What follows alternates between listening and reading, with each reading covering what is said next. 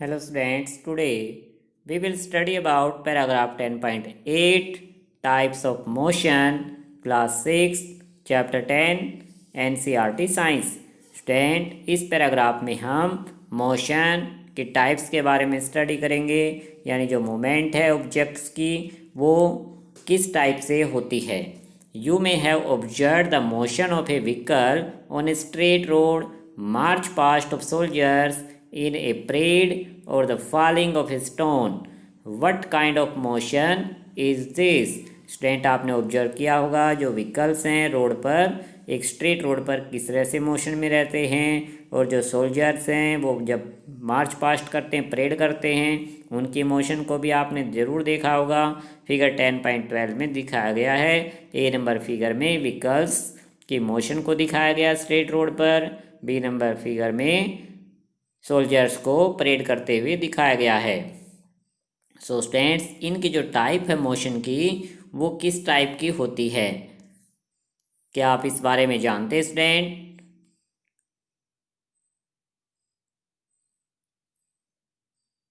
कि sprinter in a 100 metre race also move along a straight track, कि जो players होते हैं स्प्रिंटर्स यानी जो रेस में भाग लेते हैं 100 मीटर रेस में, या किस रेस करते हैं जो प्लेयर, वो एक स्ट्रेट ट्रैक पर चलते हैं। स्ट्रेट ट्रैक का मतलब ये नहीं है स्टूडेंट्स कि वो कहीं पर मुड़ेगा नहीं, मुड़ सकता लेकिन वो सीधा जाके वापस से ऐसे मुड़ जाता है।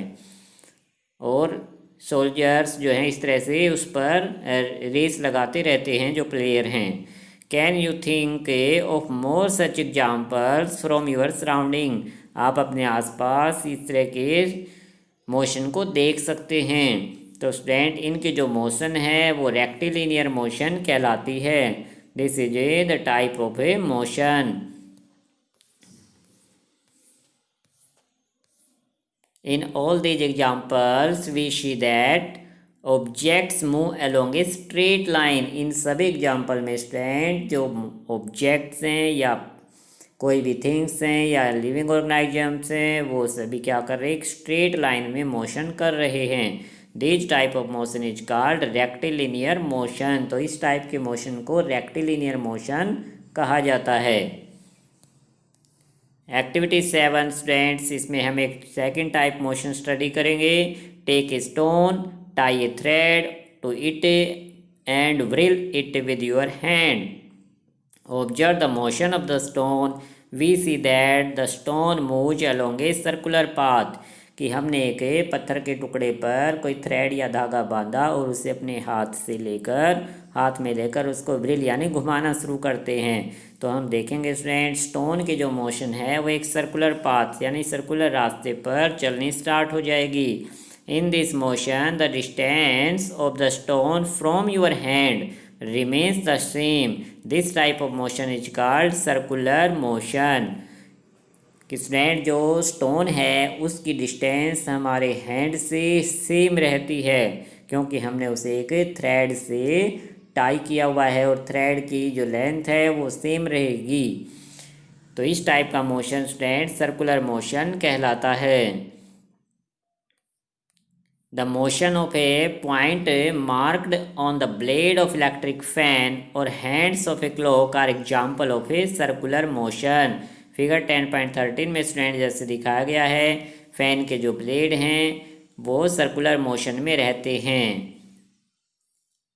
ए नंबर फिगर में भी जो ब्लॉक है वो बेल के चारों तरफ राउंड लगाता रहता है, ये सर्कुलर मोशन में है। जो डायरेक्शन शो करने के लिए कॉक है ये भी सर्कुलर मोशन में इस तरह से घूमता रहता है। और फैन के जो ब्लेड हैं स्टूडेंट वो भी सर्कुलर मोशन में रहते हैं। इसी तरह से जो क्लॉक के हैंड्स होते हैं, हैंड्स ऑफ क्लॉक यानी घड़ी की सुइयाँ, वो भी सर्कुलर मोशन में रहती है। So this is a second type of a motion, circular motion.